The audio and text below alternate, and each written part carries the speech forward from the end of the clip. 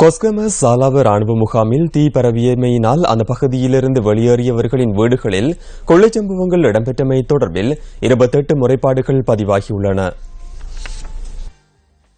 கொள்ளைச் சம்பவங்களுடன் தொடர்புடைய சந்தேக நபர்களை கைது செய்வதற்கான விசேட நடவடிக்கைகள் முன்னெடுக்கப்படுவதாக சீதவாக்கி பிரிவிற்கு பொறுப்பான உயர் போலீஸ் அதிகாரியொருவர் தெரிவித்தார். மின் உபகரணங்கள், தங்க நகைகள் மற்றும் பணம் ஆகியன கொள்ளையிடப்பட்டுள்ளதாக போலீசில் முறைப்பாடு செய்யப்பட்டுள்ளது. இந்த நிலையில் முகாமில் ஏற்பட்ட தீ விபத்து தொடர்பில் அப்பகுதியில் உள்ள வீடுகளுக்கு ஏற்பட்ட சேதங்கள் தொடர்பில் இதுவரை 720 முறைப்பாடுகள் கிடைத்துள்ளதாக போலீசார் தெரிவிக்கின்றனர். இதேவேளை கொஸ்கம சாலாவ இராணுவ முகாமிலிருந்து 500 மீட்டர் தூரத்தில் உள்ள மக்கள் அவர்களின் இருப்பிடங்களுக்கு செல்வதற்கு தொடர்ந்தும் அனுமதி மறுக்கப்பட்டுள்ளது. குறித்த பகுதியின் பாதுகாப்பு உறுதிப்படுத்தப்படும் வரை மக்களை இருப்பிடங்களுக்கு செல்ல அனுமதி வழங்குவதில்லை என ராணுவ பேச்சாளர் பிரிகேடியர் ஜெயநாத் ஜெயவீர தெரிவித்துள்ளார். இதேவேளை சாலாவ இராணுவ முகாமில் ஏற்பட்ட தீ விபத்தினை அடுத்து சிதறிய மற்றும் வெடிக்காத தோட்டாக்களின் பாகங்களை மக்கள் சேகரிப்பதாக தகவல்கள் கிடைத்துள்ளது என போலீஸ் தலைமையகம் அறிக்கையொன்றினூடாக தெரிவித்துள்ளது.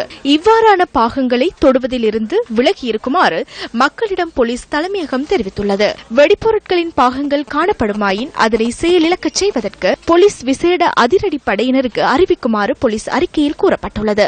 போலீஸ் அறிவுறுத்தலை மீறி வெடிப்பொருட்களின் பாகங்களை சேகரிக்கும் நபர்களுக்கு எதிராக கடும் சட்ட நடவடிக்கை எடுக்கவுள்ளதாகவும் போலீஸ் தலைமையகம் எச்சரித்துள்ளது.